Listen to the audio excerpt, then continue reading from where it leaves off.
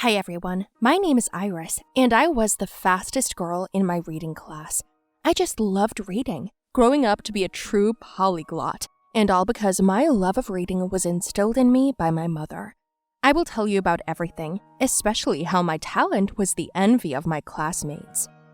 My mother and I had been reading books since the first day I came into the world, or rather, my mother read them to me. She worked as a school librarian, and she used to bring books and read and read.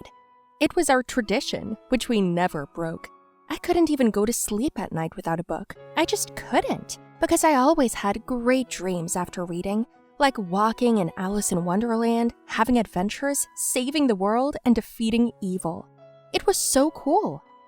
My mom loved to read too, and we even had similar reading glasses. Yes, our eyesight was our weak spots, but by the time I was 6, I had learned to read on my own, and not just read, but read really fast. I couldn't wait to learn the alphabet so that I could devour books by myself, and I was good at it. And then it wasn't just my mother who read, but I read to her. My head was filled with different images, and with every sentence I read, they changed, as did the images and everything else. My mother was proud of me, and when I grew up, she sent me to the school where she worked.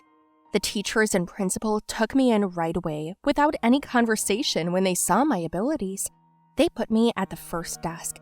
It was later I found out that behind the first desks sit either the nerds or favorites of the teachers, and I was both. That's why my friendship with my classmates did not work out right away. I didn't like them for the first days either. So, who's going to tell me the alphabet? I raised my hand.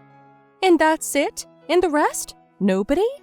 All right, come on, Iris. Tell us. It didn't take me even 4 seconds. The teacher froze and then asked me to tell from the middle, then from the end. It wasn't hard for me. From the back desks, I could hear my classmates talking. Suck up. But I didn't understand why. I wasn't sucking up. I was just saying what I knew. So, literature became my favorite subject, as you may have already understood. Every month, our teacher gave us reading technique test.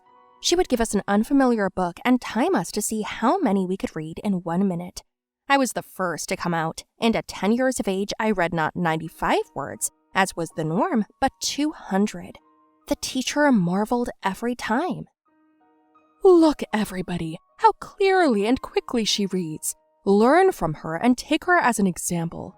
My classmate Erica and her friend Cindy especially didn't like me. Erica got up from the table and said that such a statement was unfair. Why not? She's a good and fast reader. That's a fact. She just knows the book. It's familiar to her. Her mother is a librarian. She must have prepared it beforehand. No, it's not. It's not in the school curriculum, so it's not in the library. But you should ask her. Iris, do you know this book? Yes. How? When did you read it? 2 years ago. And you understood it? Of course. And then I retold the plot of the book, and the teacher was surprised. And then they asked me what other books I had read. Well, there are a lot of them.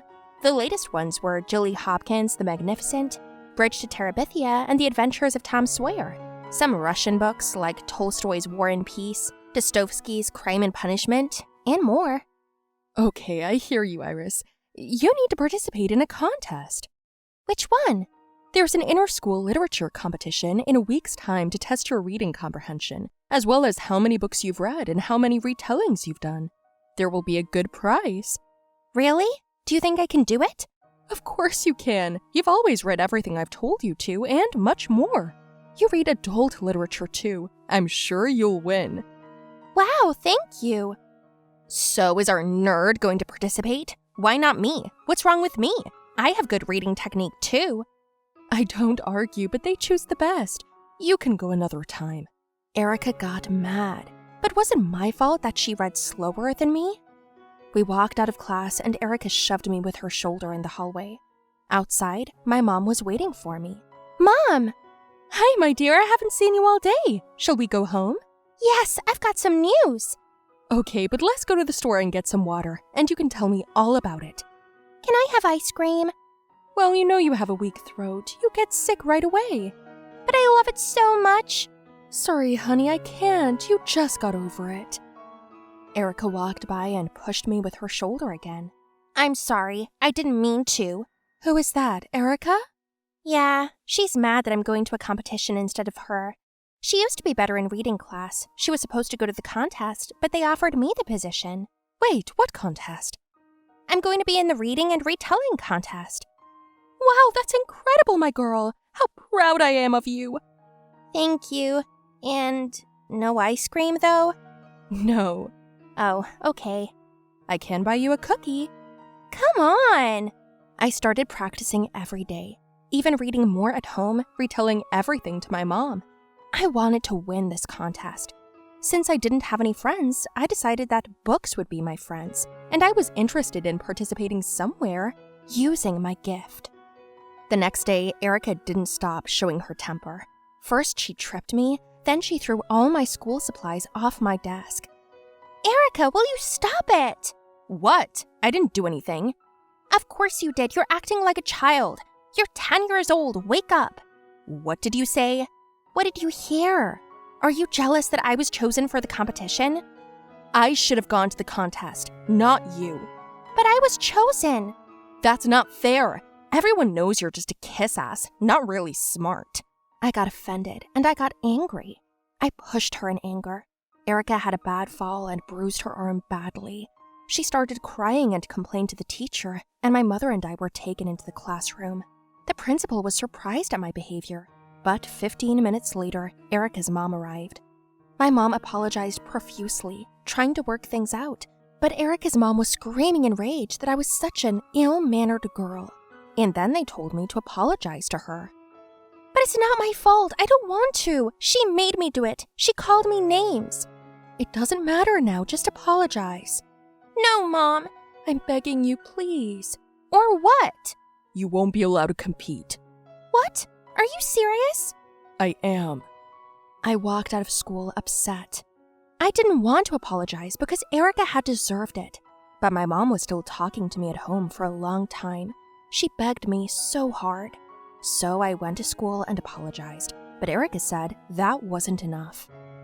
What more do you want? Don't yell at me. If you want to go to the competition, buy me chocolate ice cream and lots of it. I rolled my eyes, but there was nothing to do. After school, I took her to the cafe, where Erica picked out the biggest and most expensive ice cream. She ate it in a way that made me drool. I've been thinking, why are we fighting? Let's be friends. We're both smart. Well, there was a lot of competition. Tomorrow, you. The day after tomorrow, me, right? Yeah, let's not fight about it. Eat with me. I'm not allowed. You eat by yourself. Why? It's so delicious you can't imagine. My mom won't let me. I might get sick, and there's the competition tomorrow. One bite won't do you any harm. I bet you've never had it before. No, I haven't. It was expensive, but my mom gave me enough money to buy it for you. And I won't tell anyone that you had a little piece. I couldn't resist. The ice cream was delicious to look at and taste. We ate a huge portion together. I went home and told my mom that everything was fine now. The next day I woke up feeling strange. I had a sore throat. I was so upset, but I didn't tell my mom. We went to the competition where there were my classmates and teachers and fans. I was really worried. I tried not to talk to anyone, and as soon as it was my turn, my voice began to close. The judges brought me water, but it didn't help. My throat hurt like hell. I tried to start reading again, and then again. Finally, the judge told me that I could not participate and asked me to leave the stage. I went out of there in tears. My mother worriedly asked me what was wrong, and I told her that I had fallen sick. She began to comfort me. She didn't even scold me. She said she would run to the pharmacy and asked me to wait in the corridor. I sat down in a chair, and then Erica came up to me. I'm sorry. Yeah, I faintly said. You know what they say? Keep your friends close and your enemies even closer. What does that mean? You didn't realize that I gave you ice cream on purpose? I heard you talking to your mom and how it made your throat hurt. Did you do that on purpose? Well, you ate the ice cream on your own. I just suggested it. You, how could you? I'm the best, and you're not getting in first, okay? My mom came in with throat pills, and I angrily sucked up 2 and ran to the stage. I begged the judges to give me another chance, and with a huge pain in my throat, in my head, through my tears, I began to read loud and clear. The contest lasted 40 minutes. During that time, I took 2 more pills, but I made it to the end and won. I won first place and showed everyone, especially Erica, that I was still better than her. I took my trophy, my reader, my money, and walked out into the hallway past Erica, who was red with anger. My joy made me feel like I wasn't sick anymore. The anger gave me strength, but even better, she wouldn't come after me again from now on. Never again.